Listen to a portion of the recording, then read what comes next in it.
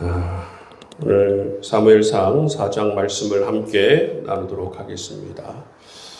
사무엘상 1장을 보시면 한나 이야기가 나오죠, 그렇죠? 한나 이야기가 나오고, 그리고 이 제사장 집안, 여러분 엘리 제사장 집안을 소개하는 이야기가 나와요. 1장에서 보면 한나는 정말 큰 고통과 결핍 가운데 있죠. 아들을 낳지 못하는 그런 상황에 있었습니다. 반대로 여러분 엘리 제사장 집안은 여러분 대제사장으로서 정말 하나님의 큰 은총 가운데에 머물러 있었습니다.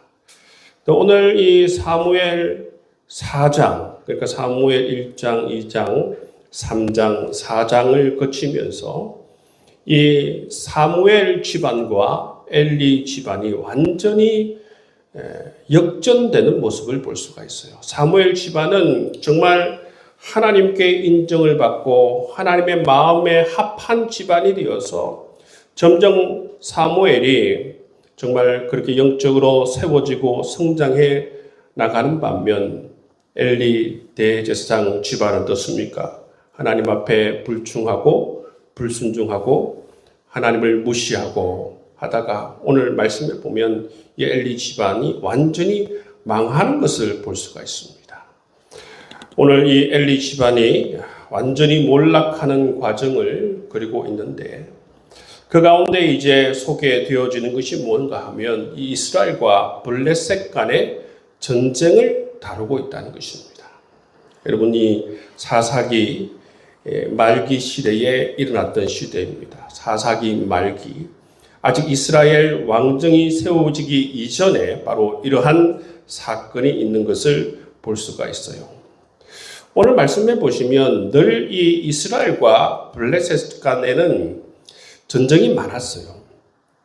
블레셋이 먼저 전쟁을 걸어오는 경우도 있었고, 또 오늘 말씀해 보면 이스라엘이 먼저 블레셋을 침입하여서 전쟁을 벌이는 모습을 볼 수가 있습니다. 근데 이스라엘이 먼저 전쟁을 그렇게 걸었음에도 불구하고 오늘 말씀해 보면 블레셋에 의해서 이 패하는 그런 모습을 볼 수가 있어요. 그래서 이 전쟁에서 참패하여서 1차 전쟁에서 오늘 말씀에 나오는 1차 전쟁에서는 바로 4,000명가량 죽는 모습을 볼 수가 있습니다. 이 블레셋과 이 이스라엘 간의 이 1차 전쟁을 통해서 4,000명이 죽고 나서 이 이스라엘 장로들이 보시면 3절 말씀에 보시면 뭐라고 얘기하는가 하면 이스라엘 장로들이 이르되 여호와께서 어찌하여 우리에게 오늘 블레셋 사람들 앞에 패하게 하셨는고 이렇게 얘기하죠, 그죠? 그러니까 전쟁에서 패한 이유가 뭐냐면 하나님께서 패하게 하셨다. 그렇게 말하고 있습니다. 이건 맞죠. 이거는 여러분 하나님께서 어떤 이유가 있기 때문에 지금 이스라엘을 블레셋과 전쟁에서 패하게 하는 모습을 볼 수가 있습니다. 그런데 문제는 뭐냐면 왜 패했는지를 여러분 살펴보지 않습니다. 패한 이유가 무엇인가? 그러니까 하나님께서 이 블레셋과의 전쟁에서 패배하게 한 이유가 무엇인지 묻질 않아요. 묻질 않고 패배를 진단하지도 않고 어떻게 하느냐 하면 이어서 잘못된 대책을 세워서 진행하는 모습을 볼 수가 있습니다. 어떻게 진행합니까? 보시면 3절 후반절 말씀에 보시면 여호와의 언약궤를 실로에서 우리에게 가져다가 우리 중에 있게 하여 그것으로 우리를 우리 원수들의 손에서 구원하게 하자. 자체적으로 생각한 게 뭐냐 하면 하나님의 궤가 우리와 함께 하지 않기 때문에 우리가 패배하였다. 이렇게 생각하고 있는 것 같습니다. 그래서 실로에서 빨리 이 하나님의 궤를 가지고 와라. 그리하면 우리가 이 전쟁에서 승리할 수 있다. 이렇게 진단을 한 것이죠. 대책을 세우는 모습을 볼 수가 있는 것입니다. 근데 여러분 우리가 어떤 결과가 생기고 실패하고 패하였을 때에는 그 이유를 정확하게 알아야 되고 그것을 잘 진단하는 것이 필요합니다. 진단하는 것이 필요한데 오늘 말씀을 보시면 그 진단이 완전히 다 틀리는 모습을 볼 수가 있습니다. 진단이 틀리니까 어떻게 합니까? 그 이후에 내놓은 대책들도 정말 잘못된 대책을 내놓는 것을 볼 수가 있습니다. 여러분 오늘 말씀에 읽어보면 지금 이스라엘이 지금 잘못하고 있는 게 뭔 것 같아요? 뭐 때문에 지금 이 블레셋과의 전쟁에서 패하고 있는 것 같습니까? 여러분 그 이유가 무엇일까요? 오늘 말씀해 보시면 전쟁을 치르기 전에 이스라엘은 하나님께 기도하지 않아요. 하나님께 묻질 않습니다. 이게 큰 어떤 이렇게 큰 전쟁을 치rum에도 불구하고 하나님께 전혀 묻질 않는다는 것입니다. 여러분 그것은 뭐냐면 하나님을 무시하는 거예요. 하나님의 왕되심을 인정하지 않는 것이죠. 하나님의 주되심을 인정하지 않는 그러한 것입니다. 그냥 우리가 숫자도 많고 우리가 능력도 있으니까 우리가 전쟁을 치르고 싶으면 그냥 우리끼리 결정해서 전쟁을 치르면 되고 또 잘못되었으니까 이게 잘못됐나 생각하고 또 자기들이 또 하나님께 묻질 않고 그냥 언약궤를 가져와라 해서 그렇게 전쟁을 계속적으로 치러 나가는 모습을 볼 수가 있는 것입니다. 이것은 교만이죠, 여러분. 여러분 이 사무엘 상에서 또 사무엘 하 보면 다윗 얘기가 나오지 않습니까? 다윗이 제일 잘한 게 뭐예요? 다윗이 제일 잘한 게 뭐냐면 하나님께 늘 묻는 사람이라는 것입니다.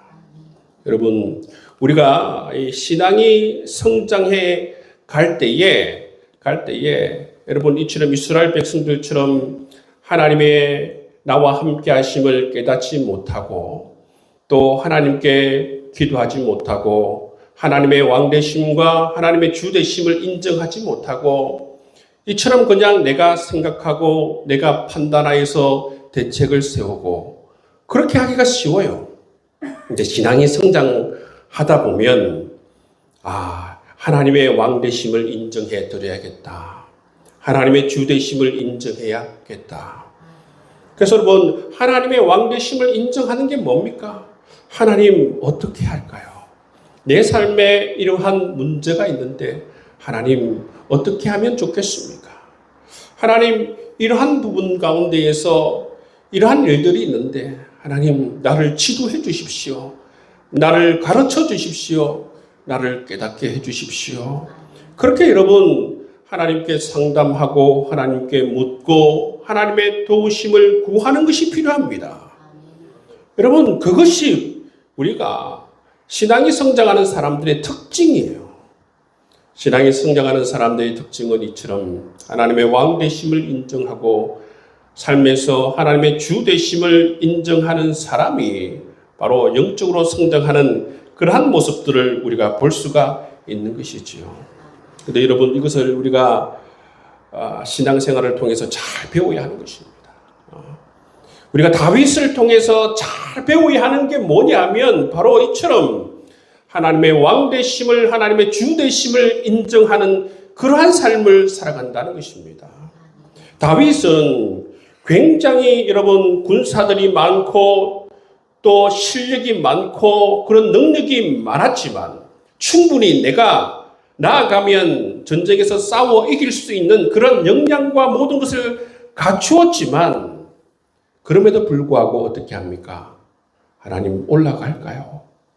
전쟁을 치룰까요? 묻지 않습니까? 왜 묻습니까?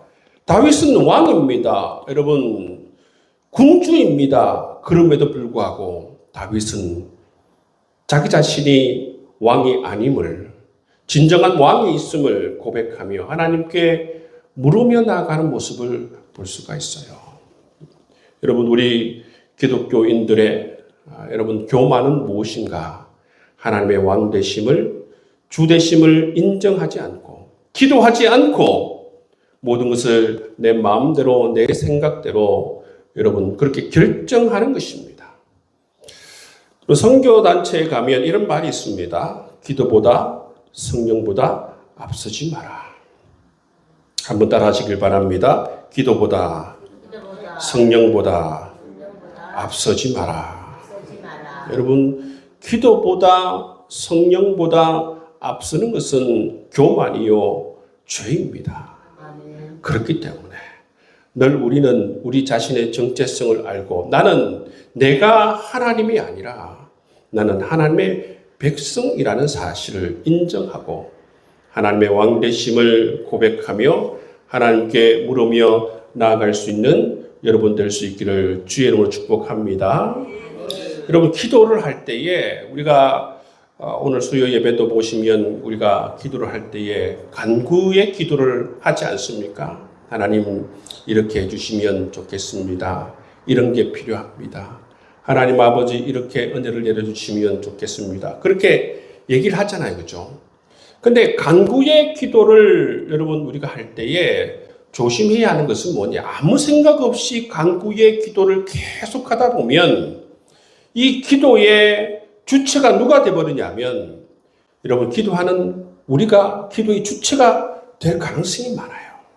그냥 하나님을 그냥 좌지우지하려고 하는 그러한 여러분 의식하지 못하는 가운데에서 그러한 잘못된 방향으로 기도가 굳어질 수가 있다는 것입니다. 늘 우리가 간구의 기도를 하든 아니면 여러분 우리가 하나님께 나아가서 상담을 하든 요청을 드리든 간에 기도의 중심에는 기도의 주체는 여러분 하나님이 되어야 돼요. 하나님이 처분을 맡겨드려야 되지 내가 이렇게 하겠습니다. 하나님 해주세요. 이렇게 아니고 여러분 언제나 우리는 기도를 올려드릴 뿐이에요. 그 처분은 누가 하는 것입니까? 하나님이 알아서 하시는 거예요.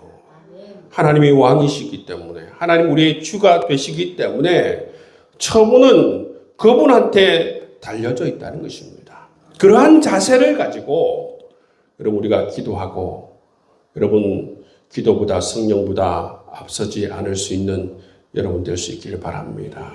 여러분 그것이 바로 우리 믿음의 사람들 하나님의 백성들이 여러분 삶을 살아가는 방식이 되어야 될 줄을 믿습니다.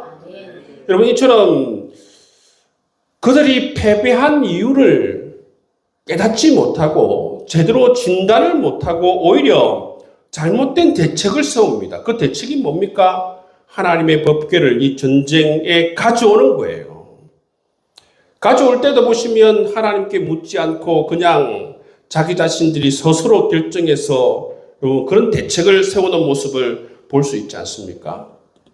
그 마음 가운데는 어떤 마음이 있습니까? 그 마음 가운데 어떤 마음이 있느냐 하면 이 언약궤만 가져오면 우리가 전쟁에서 승리할 수 있다. 그런 어떤 잘못된 믿음이 있다는 거예요. 여러분 이 전쟁이 여호와의 전쟁, 하나님의 전쟁이 되기 위해서 제일 필요한 게 뭐예요? 하나님이 허락하시는 것입니다. 하나님께서 그래 올라가서 전쟁을 치러라 이렇게 하나님의 명령이 떨어져야 그 다음에는 하나님의 전쟁이 되는 것이죠. 근데 하나님께 묻지도 않고 자기 스스로 전쟁을 치르면서 마치 하나님께서 모든 것을 허락하여서 정말 하나님께서 모든 걸 허락했다는 건 뭡니까? 전쟁에 이제 하나님께서 제일 앞에 서신다는 것 아닙니까? 하나님께서 우리 대신 싸워주신다는 것을 의미하거든요. 그런데 여러분 전쟁에서 하나님께서 우리의 왕이 되시고 이 전쟁을 주관하시는 하나님이시다라는 것을 인정하지도 않으면서 그냥 잘못된 믿음으로 여호와의 궤만 가지고 오면 승리할 수 있다. 이거는 여러분 신앙이 아닙니다. 물론 하나님의 전쟁 가운데서 제일 대표적인 게 뭡니까? 언약궤가 제일 앞에 서는 것이죠. 그건 본 것은 있어가지고 이게 원리가 어떻게 해서 언약궤가 제일 앞에 세워지는지를 모르고 그냥 어떻습니까? 그냥 형식만 따르는 거예요. 그냥 언약궤만 앞세우면 전쟁에서 승리할 수 있다라고 생각하는 건 잘못된 것이죠. 여러분 정말 우리가 하나님을 인정해드리고 하나님 말씀에 순종하고 하나님의 왕되심을 인정할 때, 그것이 전제가 될 때에 여러분 승리할 수가 있는 것입니다. 근데 그게 안 되니까 어떻게 되느냐 하면 두 번째 전쟁에서는 더 참담한 패배를 하는 모습을 볼 수가 있어요. 앞에서는 여러분 첫 번째 전쟁에서는 4,000명이 죽었습니다. 그래서 두 번째 전쟁에서는 얼마가 죽습니까? 두 번째 전쟁에서는 3만 명이 죽어요. 3만 명이 죽는다는 것입니다. 그리고 어떻게 됩니까? 하나님의 언약궤를 빼앗겨 버려요. 세 번째는 엘리의 두 아들 홈리와 비나스도 죽습니다. 그리고 이 패전의 소식을 들은 여러분 이 엘리 제사장도 목이 부러져 죽지 않습니까? 그리고 이 엘리의 며느리가 해산하다가 또 이가봇이라는 아들을 놓고 죽습니다. 이처럼 정말 올바른 패배의 이유를 발견하지 않고 계속적으로 자기가 하나님인 양, 자기가 삶의 주인인 양, 자기가 삶의 왕인 양 이처럼 생각하고 잘못된 대책을 세우게 되면 어떻게 된다는 것을 보여줍니까? 더 큰 실패를 할 수밖에 없다는 것을 우리에게 보여주고 있습니다. 이렇게 참담한 패배와 함께 여러분 이 교만으로 말미암아 엘리 대제사장 집안이 완전히 몰락하는 것을 볼 수가 있어요. 완전히 몰락합니다. 시아버지인 엘리도 죽고 남편과 여러분 또 삼촌 엘리와 홈리아스도 죽고 그리고 그 며느리도 아기를 놓고 죽고 뭐만 남았습니까? 이가봇이라는 아들 하나 딱 남았어요. 완전한 여러분 몰락을 하는 모습을 우리가 보게 되는 것이죠. 이처럼 하나님을 인정하지 않고 하나님을 무시하고 이 홈리와 이 비나스 엘리 제사장 집안처럼 정말 하나님을 말씀을 무시하고 자기의 욕심대로 자기의 직분을 정말 감당하지 못하고 그렇게 여러분 불순종하는 이런 삶을 살아가다가 보면 이처럼 몰락하는 그런 모습을 보게 되는 것이죠. 여러분 전쟁을 피하게 된 이유, 전쟁을 피하게 된 이유를 우리가 알아야 돼요. 삶에서 우리가 고난이 찾아올 때에 가장 여러분 우리 삶의 아픔이 찾아올 때에 가장 먼저 신경 써야 될 게 뭐라고 했습니까? 하나님과의 언약을 신경을 써야 돼요. 우리 지난주 느헤미야 1장 말씀을 통해서 함께 나누지 않습니까? 느헤미야가 여러분 예루살렘 성벽이 무너지고 성문이 불타고 남겨진 사람들이 정말 어렵게 살아간다는 소식을 들었을 때에 어떻게 진단합니까? 하나님의 언약을 가장 먼저 떠올립니다. 우리가 불순종하면 하나님께서 흩어버릴 것이고 우리가 순종하면 땅끝에 있을지라도 하나님께서 모으실 것이라는 그 하나님의 언약을 기억하는 모습을 볼 수가 있습니다. 그래서 올바른 대책을 세우잖아요. 올바른 진단을 하고 올바른 대책을 세우지 않습니까? 우리가 정말 하나님 앞에 순종하는 삶을 살아야겠다. 올바른 여러분 대책을 세우며 나아갈 때에 느헤미야를 통하여서 예루살렘이 온전히 세워지는 모습을 볼 수가 있는 것입니다. 이처럼 우리 삶에서도 고통이 찾아올 때에 제일 먼저 우리가 신경 써야 하는 것은 뭐냐면 하나님과 우리 사이의 관계, 이 언약의 관계를 가장 먼저 신경을 써야 하는 것입니다. 그리고 두 번째는 뭐냐 하면 하나님께 묻는 것이죠. 하나님의 왕 되심을 인정하고 하나님의 주 되심을 인정하며 묻는 것입니다. 이 두 가지를 우리가 오늘 말씀을 통해서 우리가 기억해야 하는 것이죠. 여러분 한 번 더 정리하면 우리의 삶에서 고통이 찾아올 때에 가장 먼저 여러분 떠올려야 되는 게 뭐라고 했습니까? 하나님과의 언약이라고 했습니다. 그렇죠? 내가 하나님 백성으로서 하나님의 백성으로서 하나님의 도리를 백성의 도리를 다하고 살아가고 있는가? 하나님 말씀을 소중하게 여기고 하나님 말씀에 순종하며 살아가고 있는가? 이것을 먼저 묻고 두 번째는 뭡니까? 하나님의 왕되심을 인정하고 있는가? 하나님의 주되심을 인정하고 있는가? 내가 정말 내 삶에서 여러 가지 일들이 벌어질 때에 하나님께 나아가서 기도하고 있는가? 하나님께 묻고 있는가? 여러분, 이것을 우리가 정말 잘 챙겨야 될 줄 믿습니다. 정말 중요해요, 여러분. 정말 중요합니다. 여러분, 우리가 하나님을 구원자, 우리의 죄와 죽음에서 구원해 주신 구원자로 우리가 인정하고 고백하는 건 잘하는데 잘 못하는 게 뭐예요? 하나님께서 우리의 삶을 통치하시는 왕이시다. 우리 삶을 주관하시는 주 되심을 우리의 삶에서 인정하고 살아가는 게 약해요, 여러분. 근데 우리 필그림 교회 성도들 정도 되면 이 정도 실력은 가지셔야 돼요. 정말 중요한 것을 여러분 함께 나누고 있습니다. 이게 정말 중요해요.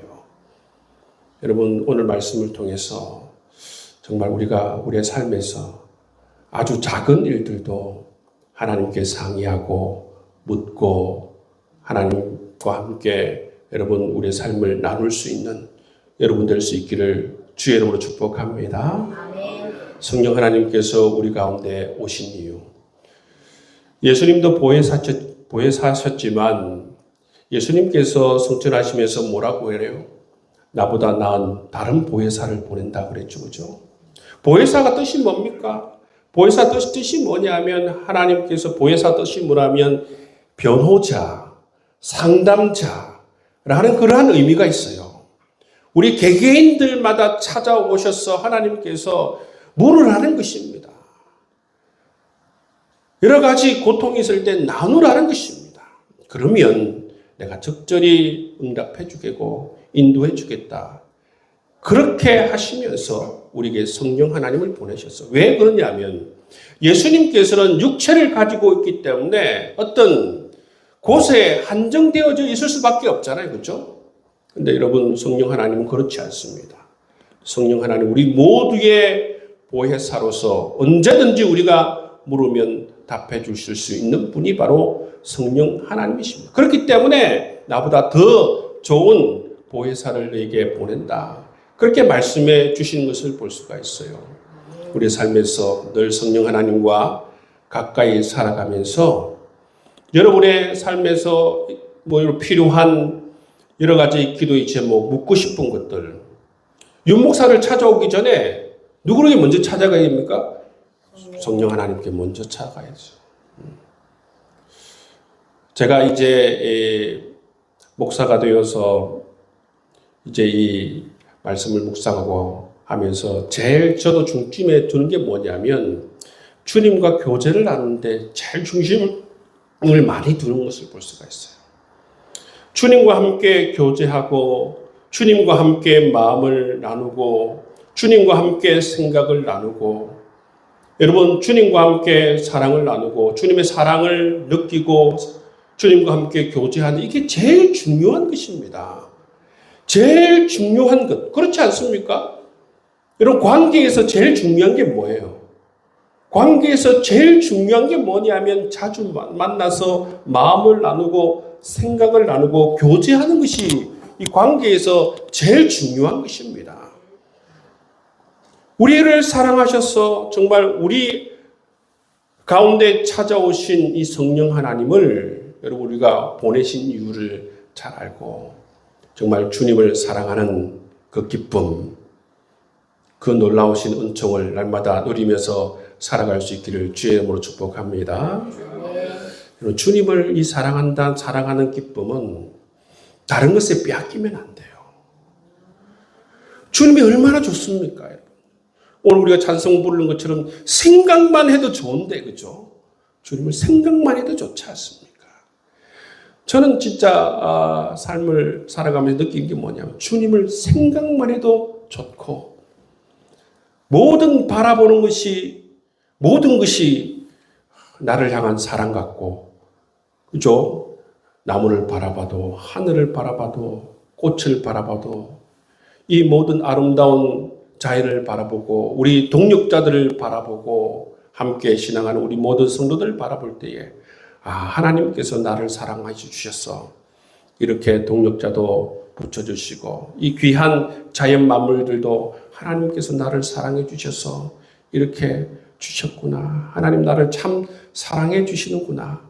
여러분, 그런 것을 느끼고 살아가면 얼마나 좋습니까? 날마다 하나님과 그것을 가지고 또 교제하고, 여러분 그렇게 하나님과 함께 여러분 가깝게 지내고, 그리고 오늘 말씀처럼 정말 하나님께 묻고, 여러분 기도보다 성령보다 앞서지 않고 살아갈 수 있는 여러분의 삶이 될 수 있기를 주의 이름으로 축복합니다.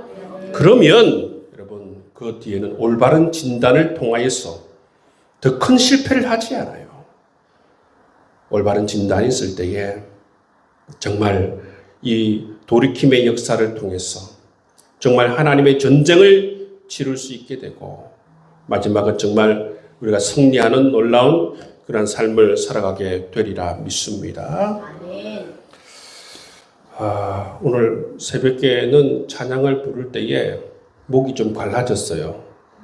저녁이 되니까 조금 괜찮습니다. 괜찮은데, 제가 또 기도를 세게 하다 보면 또 목이 내일 아침에 또 갈라질 것 같아서, 오늘 어떻게 하느냐면, 여러분 우리 함께 기도를 할 텐데 한 15분 가량 정도 같이 한번 기도하겠습니다. 기도하실 때에 오늘 말씀을 붙들고 기도하시고, 여러분의 삶의 문제를 여러분이 가지고 있지 말고 이 시간 하나님께 올려드리세요. 물으세요. 또 여러분 그러면 하나님의 왕되심을 인정하고 주되심을 인정할 때에 하나님께서 여러분의 적절한 응답을 해 주시리라 믿습니다.